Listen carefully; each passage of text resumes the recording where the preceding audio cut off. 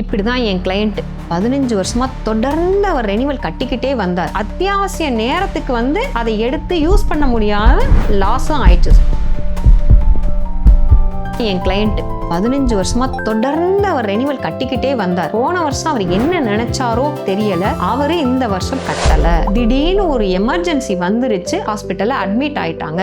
ராத்திரி ஒரு 10 மணிக்கு கால் பண்ணி இந்த மாதிரி அட்மிட் ஆயிருக்கிறாங்க, எனக்கு பாலிசி நான் கட்டுனா என்னன்னு தெரியல, கொஞ்சம் செக் பண்ணி பாருங்கன்னு சொன்னாங்க. சிஸ்டம் ஓபன் பண்ணி செக் பண்ணி பார்த்தா ரெனிவல் கட்டல. ஸோ ரெனிவல் கட்டாததுனால அவங்களுக்கு 15 வருஷத்தோட வெயிட்டிங் பீரியட் போச்சு, அவங்களுக்கு நோ கிளைம் போனஸ் போச்சு. அதோட சேர்த்து இப்போ அத்தியாவசிய நேரத்துக்கு அதை எடுத்து யூஸ் பண்ண முடியாத லாஸும் ஆயிடுச்சு. ஸோ இந்த பக்கமும் இன்சூரன்ஸ் பணம் கட்டியும் இன்சூரன்ஸும் போச்சு, நம்ம கஷ்டப்பட்டு சேர்த்து வச்ச பணமும் லாஸ் ஆயிடுச்சு. ஸோ ஒரு இன்சூரன்ஸ் போடணும்னு முடிவு பண்ணிட்டோம்னா ரெகுலரா நீங்க கட்டினாதான் உங்களால எமர்ஜென்சிக்கு உங்களோட பினான்சியலுக்கு சப்போர்ட் பண்ண முடியும். இன்சூரன்ஸே பினான்சியல் லாஸை டேக் கேர் பண்றது தான். ஹெல்த் இன்சூரன்ஸ்ங்கிறது இன்வெஸ்ட்மெண்ட்டாவோ செலவாவோ பார்க்காதீங்க, ஒரு அத்தியாவசிய தேவையா பாருங்க. உங்க பிரீமியத்தை மறக்காம கட்டுறதுக்கும் ப்ராப்பரா கைடன்ஸ் அண்ட் சப்போர்ட் வேணும்னா சோஃப்னா அசோசியேட்டை காண்டாக்ட் பண்ணுங்க.